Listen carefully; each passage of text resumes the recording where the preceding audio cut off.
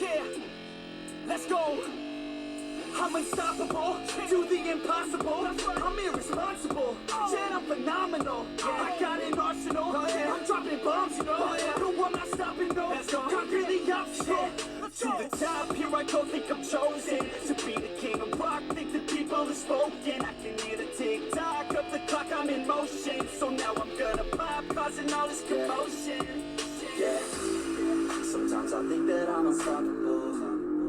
Ladies and gentlemen, I am Billy Alexander, and this is... It's 2021, it'll just show up on the screen somewhere, you would hope. This is the run-in, and man, have I missed doing these episodes. I've just been so busy. Haven't had time to do anything, man. 2021's a new year. We are all right here. We're starting a whole new slate and everything else. But before we get too far into this, make sure that you head over to Heel Turn Wrestling on Facebook. Make sure to scroll through. Hit the like button. Get us up to that 80,000, guys. Check out Headlocks and Hangovers. The Franchise Takes 5 with Billy Alexander. Check out the Heel and Face podcast and the Sleeper Hold right there on Heel Turn Wrestling on Facebook. Now, guys, there's about to be another really great podcaster getting ready to sign on with Heel Turn Wrestling. You can always check him out as well. There's a couple others that are getting ready to come on full-time and everything else. But, guys, this is the run-in. This is on YouTube. YouTube. Yeah. You know, we did a couple shows on YouTube about, yeah, okay. It is 1:18 in the morning where I'm at. I'm in Central America, Central Illinois-ish, right in the Midwest. For all you people all over the world, I just got off work a little while ago and I wanted to get out here. I recorded a brand new theme for the Franchise Takes 5. Oh, yeah. I got a whole new theme for the run-in, and I got a whole new set to talk about. We're going to get to that here in just a moment. Oh, man, that's good stuff. Molson beer. Hopefully one day, you know, the Canucks will hear me talking about Molson beer. Molson beer is good if you like dark lagers and stuff like that, but Molson beer, maybe it'll be a sponsor one of these days. Ladies and gentlemen, if you've never seen the show The Run-In, it already went on the screen somewhere on here. Basically what I do is I run right in, I talk to a little bit about wrestling, and I get the hell right on out of here. So let's go ahead and start off with some of the breaking news that I found out after I got off work today. Now, mind you, this is January 21st, 2021, so it's already Thursday morning in my area. So this happened last night in my area. AEW is announcing a #1 contender elimination tournament. 14 matches. 14-match bracket. To name the #1 contender to the AEW Women's World Heavyweight Championship. Now, you have a roster of women on AEW Dynamite and on Dark. And whatever show you're getting ready to pump out, it's another hour somewhere, possibly on TBS here soon. Who knows? We don't know. You have the roster of women to do a tournament, or even just to have a decent women's division. You've got them all coming in off of the indie scene and giving them more opportunities on AEW and stuff like that have already traveled the world, coming in on Dark. You have what you need. You don't have to just makeshift a tournament to throw it together. If there's anybody coming back to AEW currently that's off or had visa issues or COVID issues or was injured, they'll be coming back. I would have to put as a top contender for myself, Chris Statlander. I would have to put her in my top 5, top 3 even, that gets a good shot at this tournament. There's so many good ones that are coming out of the woodworks who are getting their opportunities with Dark and then a couple of times with Dynamite to see how it works. It is looking very good. Now, I'm excited to see who the 14 names that will be thrown into this to see who comes down to the final 2 to name that #1 contender, because even though they win the tournament, they still have to go on and face a champion. And guys, there just hasn't been a whole lot of deals going on with the championship. I mean, Nyla Rose was contender, and now her COVID scare and the other issues. I want to put my money. I'm going to put my money. I'm going to run right in, and I'm going to put my money on Chris Statlander to win this tournament if she's healthy enough and makes it back during this tournament. Is the AEW shoving this women's tournament off the heels of the Dusty Rhodes Women's Classic? I noticed a segue there because that's going into my next segue. Anyway, guys, the teams that they have in this tournament, Candice LeRae and Indy Hartwell. You got Gigi Dolan and Cora Jade. Yeah, Mercedes Martinez, who recently just left Retribution. And if you go over to All Wrestling Related on Facebook, you can see that information there, where she comes out and says everything that she needed to talk about, why that wasn't for her. She's teamed up with Toni Storm. That's a really good one right there. Toni Storm is a competitor.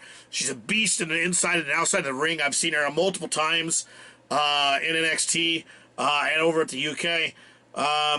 Great talent. Those two right there is in my top 3 teams to successfully win this tournament.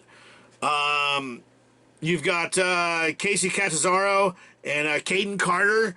You got Aaliyah and Jessie Kamei and Dakota Kai and Raquel Gonzalez. So Dakota Kai is another one that I had high hopes for when she was even vying for just a singles run, and she got injured, and she got injured, and then she got injured. That's one of the biggest things I hate about a lot of the guys and the girls that come from the indie scene around here and jump right into the big time.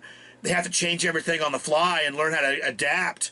And I see them get hurt a lot more than some of the guys and girls that have been there for 5, 10, 15, 20 years. A lot of the indie talent that's come in that we've watched recently. Even the ones that I know personally and have worked with personally, I've seen have already been injured multiple times by trying to switch it over.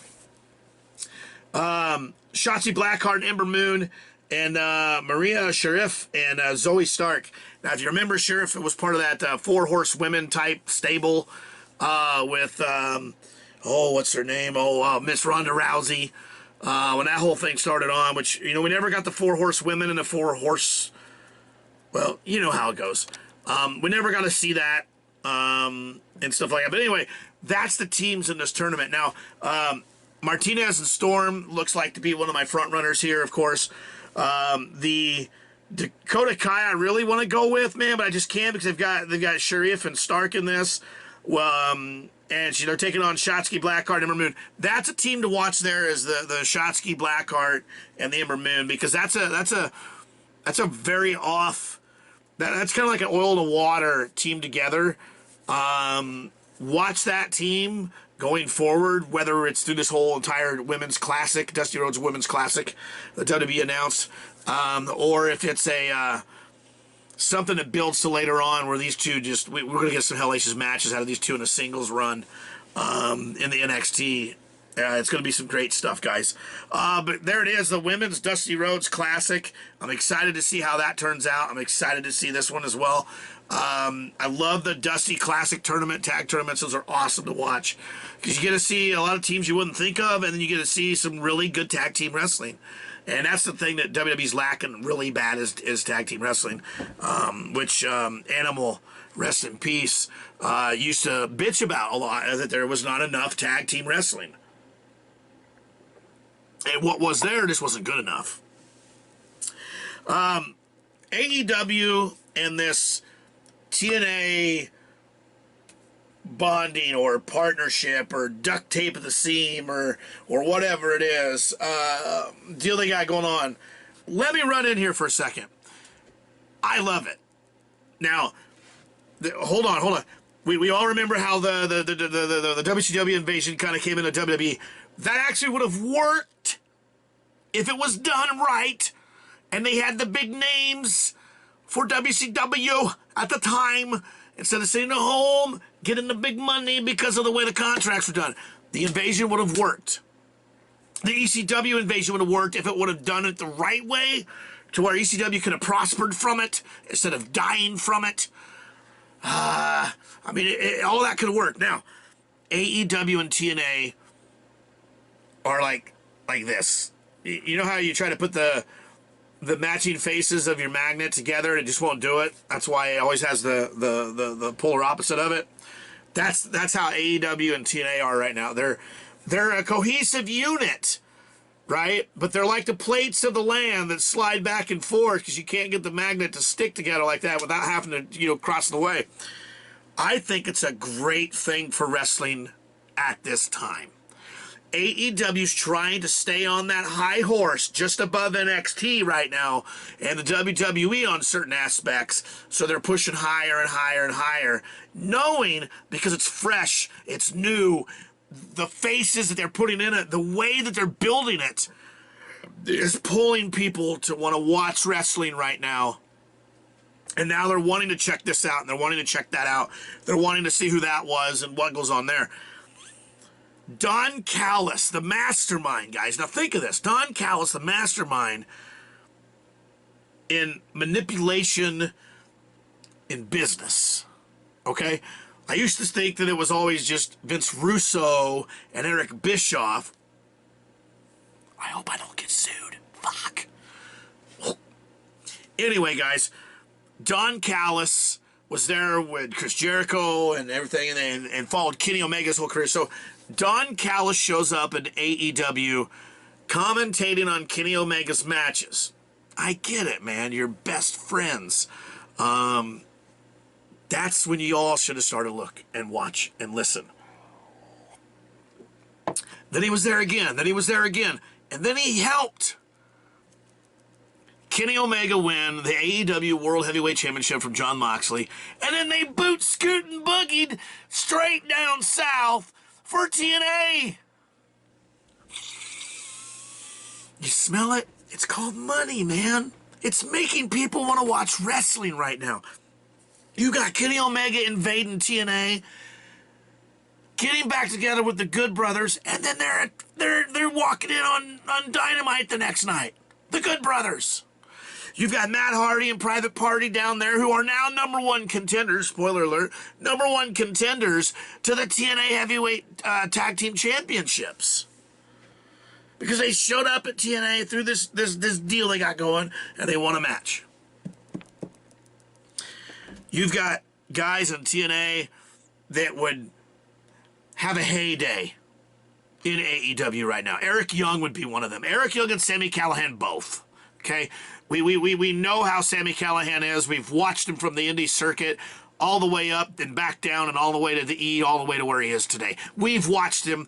We've loved him. We've hated him. We everything. But could you imagine, now, let me get this, okay? Could you imagine an Eric Young and a Sami Callihan tag team invading AEW and going after the AEW Tag Team Championships? Think about it. Could you think, well, wait, Switchblades, and what about Sami Callihan and Jon Moxley winning the AEW Tag Team Champions? James Storm, Eddie Edwards. Those guys would have a heyday right now, running amok in AEW. But see, here's the thing. AEW keeps pushing all these three-way tag matches. They keep throwing these teams together. It keeps pushing me that they're going to run their tag division as the trio titles or the triple tag team championships or the three-man championships, whatever you're going to call it. WWE keeps their tag team, and so they're gonna have it, but it's gonna be different. You never know, man. I mean, it's some good stuff. But could you think of Adam Page walking out at Impact? What would you think if Adam Page would have walked out at Hard to Kill this past 2 weeks, or if he would wait and show up at Genesis or Turning Point? I mean, what would you think of like Moxley showing up in TNA and going directly after Sami Callihan? I mean, come on, man. That would be great TV. Or how about Dustin and Cody make an appearance and go after the TNA Tag Team Championships?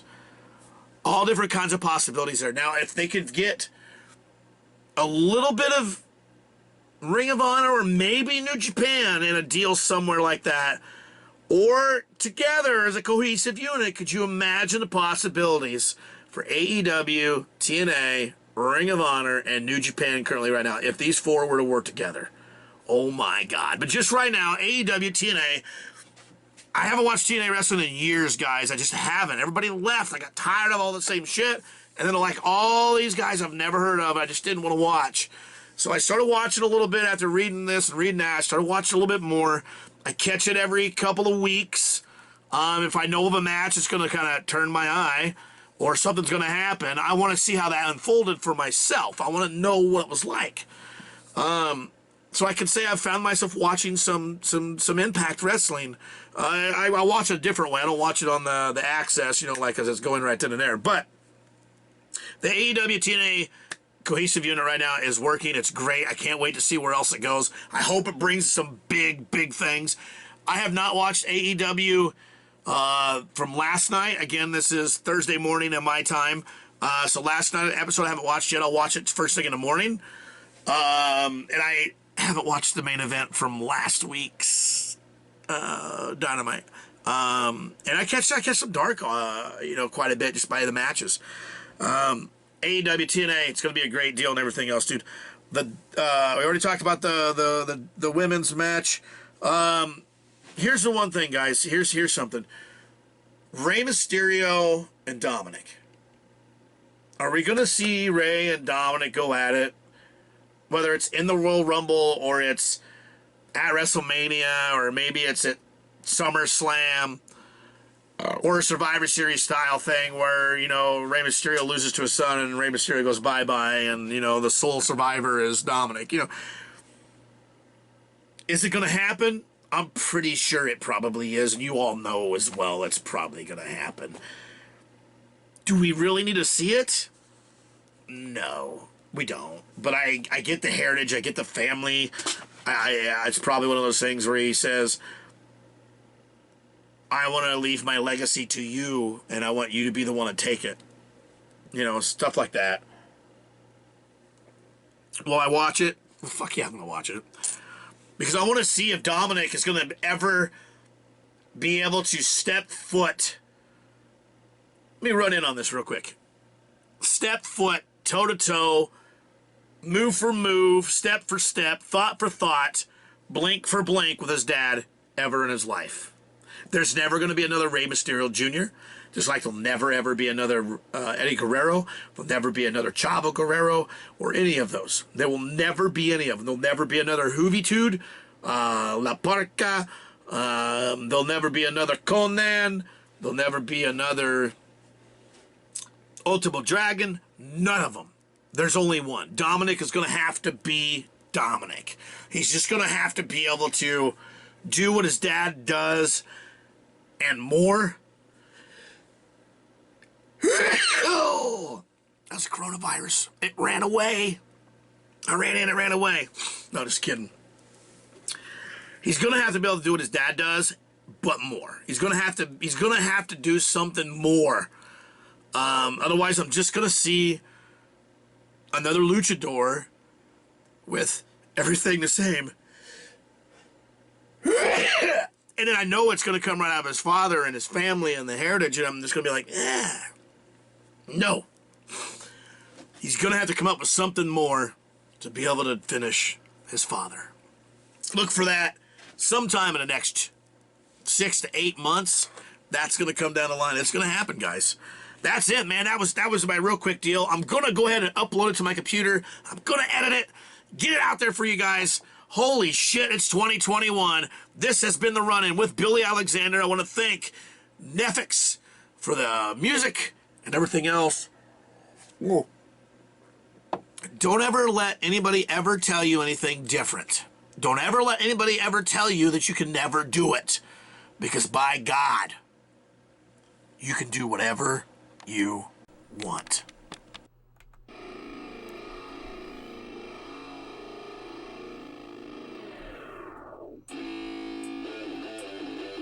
Yeah, let's go. I'm unstoppable, do the impossible. I'm irresponsible, yet I'm phenomenal. I got an arsenal,